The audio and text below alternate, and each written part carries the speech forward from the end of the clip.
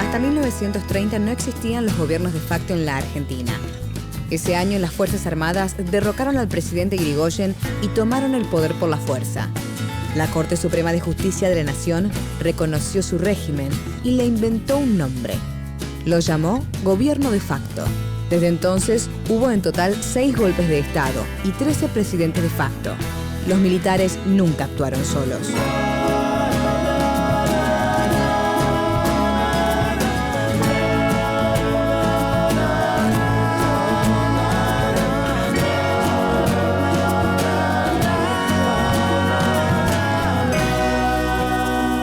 Esta serie cuenta la historia de esos hombres y de las corporaciones que los sostuvieron.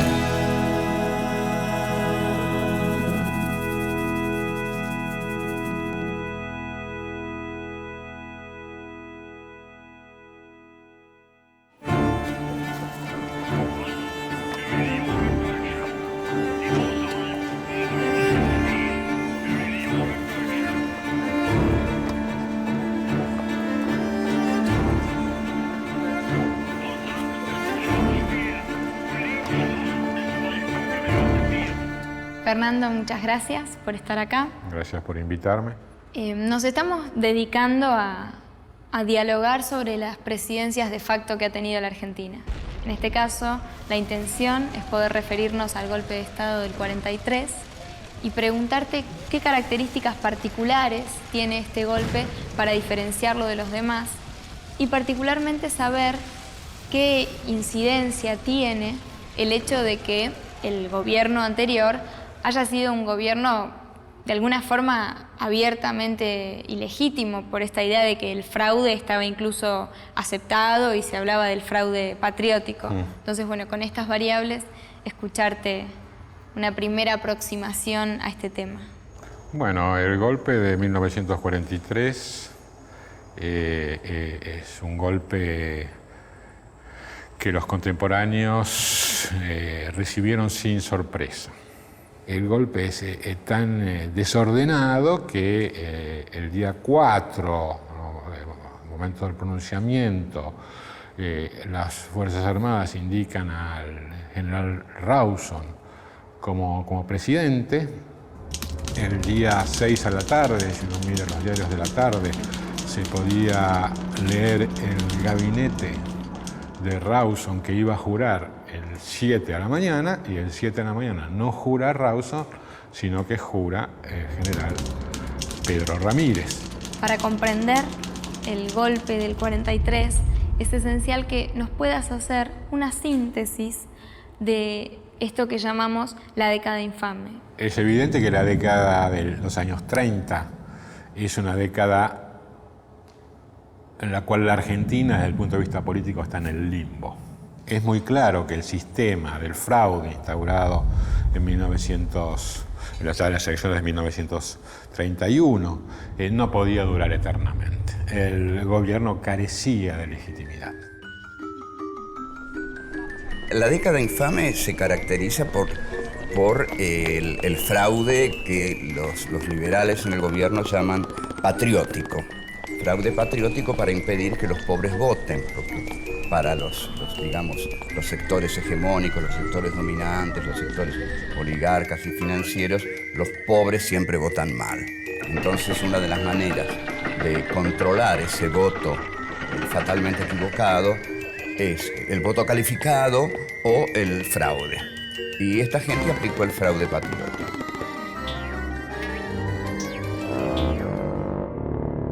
¿Y los hechos cómo son? Digo, ¿cómo se da la situación práctica del golpe? La situación práctica obliga a ir un poquito más atrás.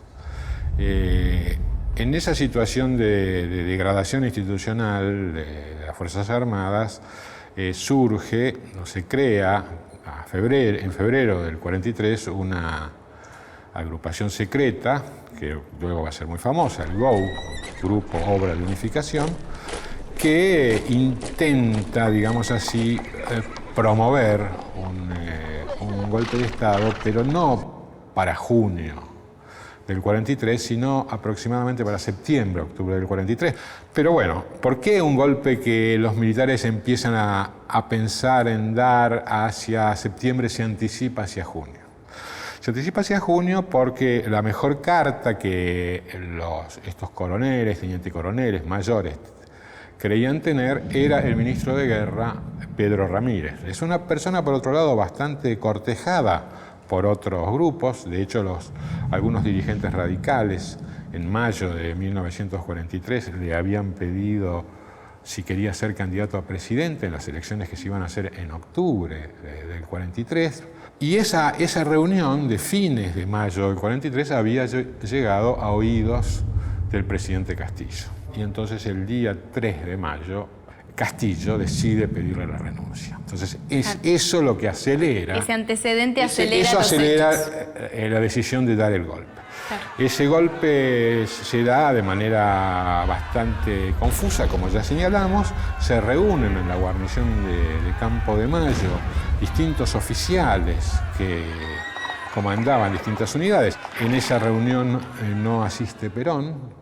Se lo trata de ubicar a Perón, pero Perón prefiere no participar y mantenerse, digamos así, en una especie de segundo plano, ¿no? Llega la noche, era una noche que había, según las crónicas de la época, mucha niebla, llega el general Rawson, y ellos necesitaban un general, que el general Rawson no era miembro del GOU, Anaya tampoco era miembro del GOU, o sea que en esta conspiración había algunos pocos oficiales del GOU, y muchos que no lo eran y que tampoco sabían de la existencia del GOU.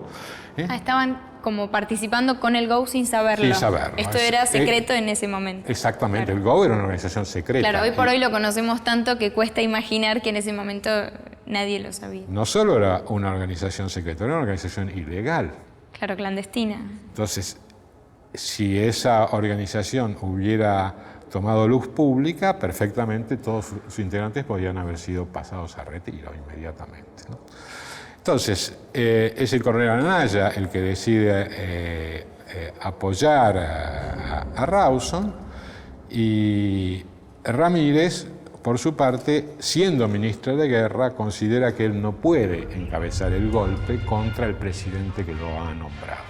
Pero él no había renunciado cuando le piden la renuncia. Le piden la renuncia, pero no se llega a efectivizar la renuncia, porque cuando él es citado en la Casa de Gobierno para presentar su renuncia, Castillo toma conocimiento de lo que está ocurriendo en Campo de Mayo y le ordena a Ramírez ir a contener ese movimiento. Ramírez no lo hace, y entonces va a ser el 4 a la mañana cuando Castillo va a tratar de exigir va a exigir la renuncia de Ramírez como ministro de Guerra, pero ya las tropas han salido de Campo de Mayo, unos 10.000 hombres. 10.000 hombres. Era una fuerza mucho más considerable que la del 30. Y Rawson no va a llegar a jurar, no va a llegar a asumir como presidente. ¿Por qué se da entonces este cambio, este giro, y quien asume es Ramírez? El tema es que Rawson, que de algún modo era un conservador, se había reunido en la noche del 4 en el Jockey Club, del cual era miembro, con algunos amigos, y había ofrecido una serie de carteras, entre ellas algunas figuras que aparecían muy asociadas con la década del 30. Entonces, al día siguiente, los militares, sobre todo el coronel Anaya, hicieron un planteo, y ese planteo era que él cambiase el gabinete. Rawson se negó y presentó su renuncia. Y entonces esto lleva a la presidencia a, como se lo llamaban sus camaradas, a Palito, porque era delgado, era muy magro, Palito Ramírez, ¿no? ¿Y este gobierno de Ramírez, qué características va a tener? Bueno, el gobierno de Ramírez es un caos también. Veamos lo siguiente. Ramírez, que era un militar relativamente prestigioso entre sus compañeros de armas, Ramírez era oficial de caballería, lo que ya es toda una indicación, ¿no? Porque, digamos así, en un ejército que estaba muy mayoritariamente compuesto por hijos de inmigrantes y pertenecientes a, digamos así, a sectores de clase media, Ramírez estaba en aquella parte del ejército donde todavía existían algunas familias tradicionales. Su padre había sido una figura relativamente relevante en La Paz, que es el lugar en Entre Ríos donde él nació, había sido jefe departamental, era un estanciero. Y Ramírez había tenido algunos encargos prestigiosos en el exterior, siendo muy joven, entre 1911 y 1913 había estado en Alemania. Luego había participado del golpe del 30 dentro de la fracción uriburista. Eso lo había llevado a luego, digamos así, como premio a Italia. Había estado en misión en Italia en 1932. Entonces, estas cosas que para los militares daban cierto prestigio, como eran las misiones en el extranjero, pertenecer a una familia, digamos así, no una familia de la élite, pero una familia tradicional, hacían al capital que tenía Ramírez, que era además un hombre relativamente poco conversador, silencioso, y se suponía, cosa que los acontecimientos van a revelar que no era así, que era una persona enérgica y decidida. Entonces es muy curioso que este golpe militar y que este primer gabinete de Ramírez, que es un gabinete muy dividido entre ministros que son partidarios del eje y ministros que son aliadófilos, no tuviesen bien en claro cuál era el contexto en el cual este golpe se producía. Porque si nosotros miramos el gobierno de Ramírez desde junio del 43 hasta febrero del 44, él delega el poder el 26 de febrero y renuncia el 9 de marzo. Si miramos ese lapso, vemos que el gobierno va claramente hacia la derecha, va claramente hacia una posición filoeje y en el contexto interno a una posición en la cual los sectores nacionalistas y católicos toman preponderancia. Pero si miramos la situación internacional, el año 43 está marcando muy claramente que Alemania está perdiendo la guerra. Probablemente en ese lapso de 8 meses, más o menos, que es el gobierno de Ramírez, hubo más ministros que en cualquier otro periodo equivalente de la historia argentina. Claro. Y esto tenía que ver con, efectivamente, luchas que ya no eran solo entre aliadófilos y germanófilos, eran también entre aquellos que estaban con el GO y aquellos que estaban contra el GO. Ramírez se ve obligado a romper las relaciones con el eje, principios del 44. Y la ruptura de las relaciones con el eje inmediatamente le enajena el apoyo de buena parte de las Fuerzas Armadas, que lo van a empujar a renunciar. Fernando, muchas gracias. Gracias a vos.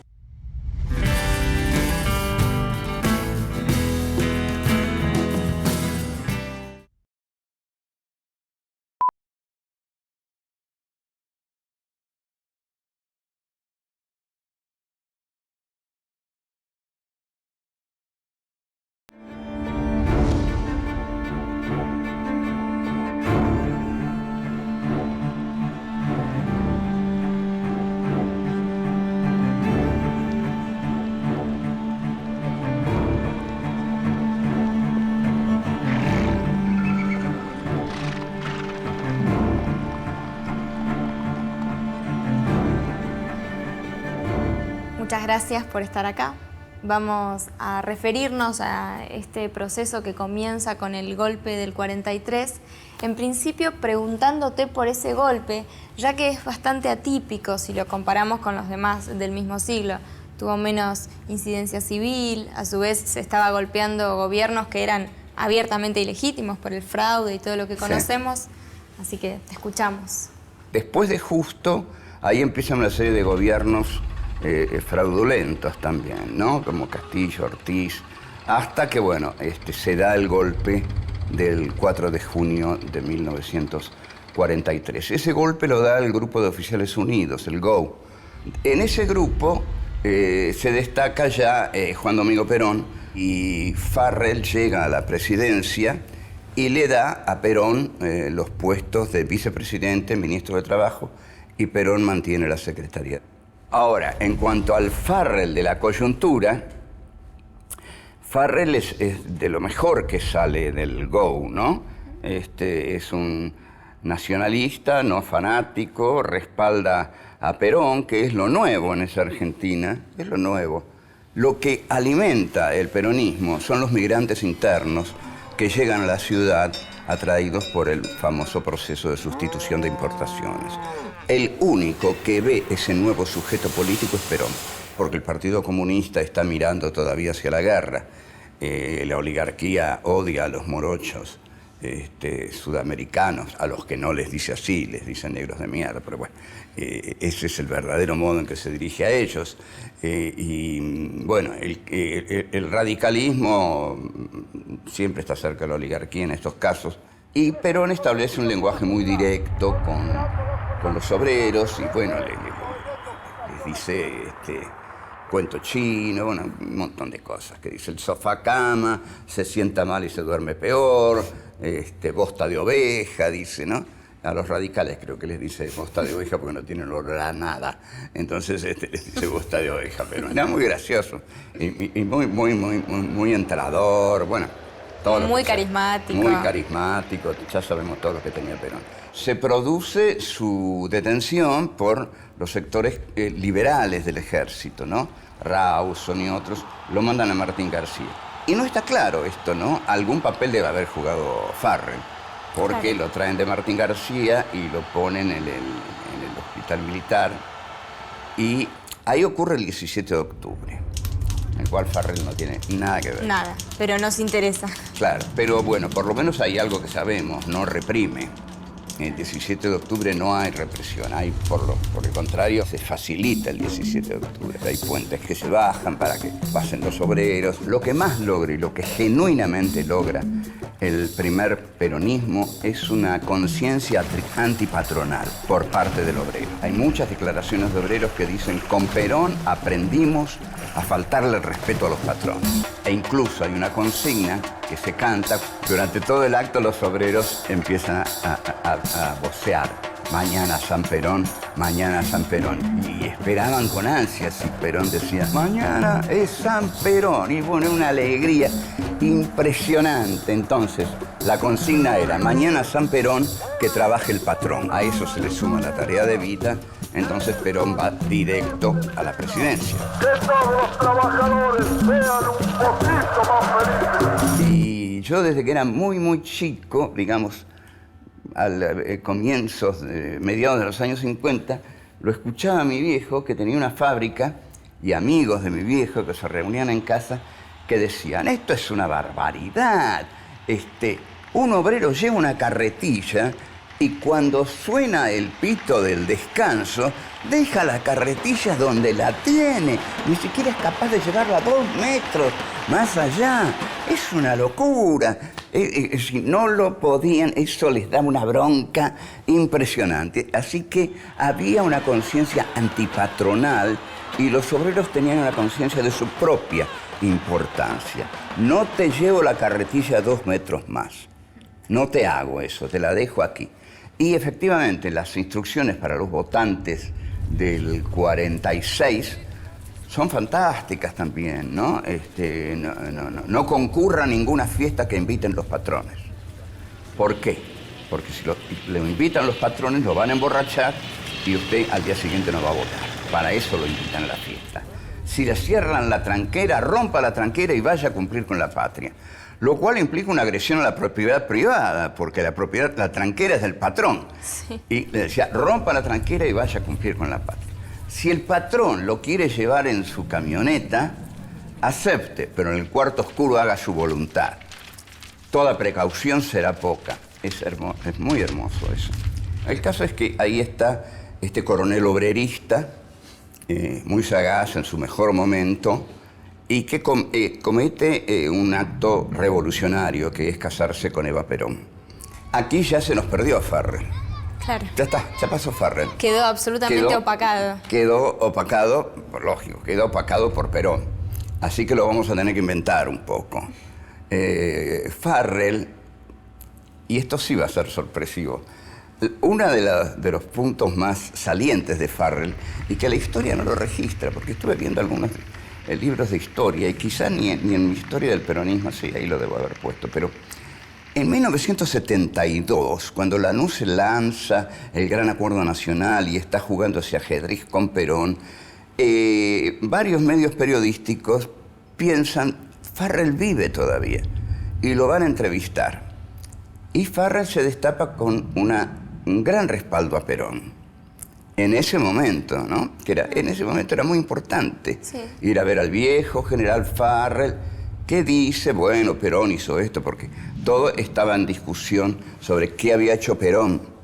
Y entonces lo de siempre, ¿no? Perón fue un demagogo que manipuló a las masas en su interés, les dio algo para retenerlas y, bueno, y hacerlas un factor de presión y no de poder, etcétera, etcétera. Y del otro lado, bueno, Perón es el que está reconociendo a los postergados, y les está dando viviendas, jubilación, abogados, vacaciones, aguinaldo, todo lo cual era cierto. Entonces, como se está discutiendo esa etapa, en el 72, irlo a ver al general Farrell, era interesante, porque Farrell era un testigo de la época. Y ahí Farrell le da una gran mano a Perón, porque justamente en ese momento declara a favor de Perón. Y bueno, entonces ahí tenemos un Farrell. Un dato notable. Un dato notable de Farrell, que nadie creo que conoce. Estábamos hablando de cómo los humildes, los pobres, amaron, por supuesto, a Perón y entendieron ese lenguaje. Y tenemos a Eva ahí atrás nuestro, así que bueno, quiero que nos dediquemos a ella. Evita es el alma de ese primer peronismo. El alma totalmente es el ritmo, la pasión. Una mujer muy pasional, no sé hasta qué punto privaba tanto en ella la pasión sobre las decisiones frías, ¿no? Quería enormemente, bueno, ¿por qué quería Evita a la clase obrera? Porque la clase obrera es una clase bastarda. La clase obrera es una clase denigrada, insultada, no recibida por los factores de poder, y a Evita le pasaba lo mismo. Entonces Evita encuentra en la clase obrera a sus compañeros de causa, y de destino y de vida, y se entrega a ellos. Hay yo tengo toda una teoría ontológica sobre Evita. Evita, que está también en el Saint-Genet, comediante y mártir de Sartre, en el cual libro en el cual Sartre desarrolla la teoría del bastardo. El bastardo el bastardo viene al mundo y no tiene nada, no tiene linaje, no tiene nada. Todo lo contrario del rico, del oligarca, que tiene un linaje, ¿no? Un nombre. Un nombre y toda una enorme, genealogía de parientes detrás que culminan seguramente en algún guerrero de la independencia, etcétera, etcétera. Por eso hay una frase que también pongo en Eva Perón, en la cual el personaje que hace Inés Esteves le dice, no, lo pongo en Ay Juancito, fíjate vos, ¿no? En Ay Juancito.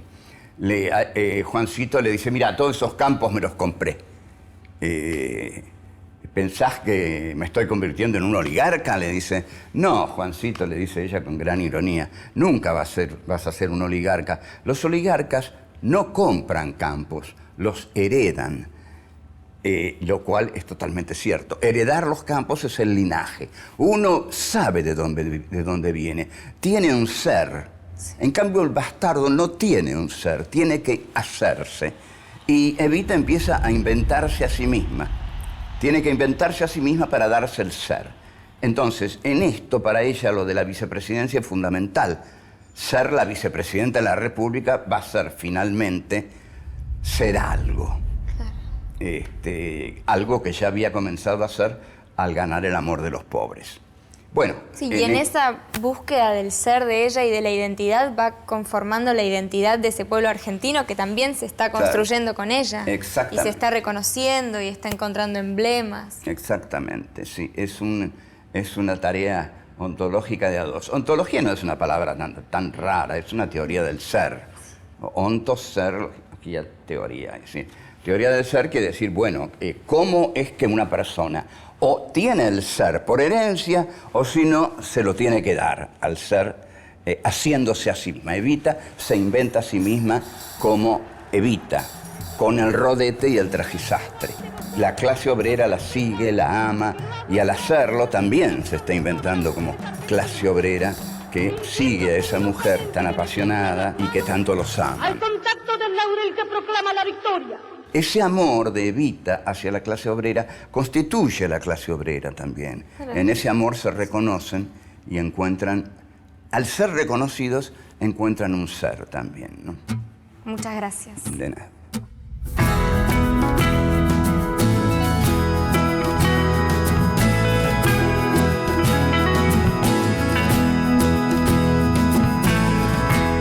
No queda mucho que decir, mas queda mucho por hacer en esta casa nuestra. Primero dejar de matar, segundo dejar de mentir, y por algo se empieza. Y el viento del sur nos hará temblar, y las ventanas del frente se abrirán y la ciudad será un poco nuestra. Y las ventanas del frente se abrirán y la ciudad será un poco nuestra. El cielo nos verá baldear, el patio y las plantas regar.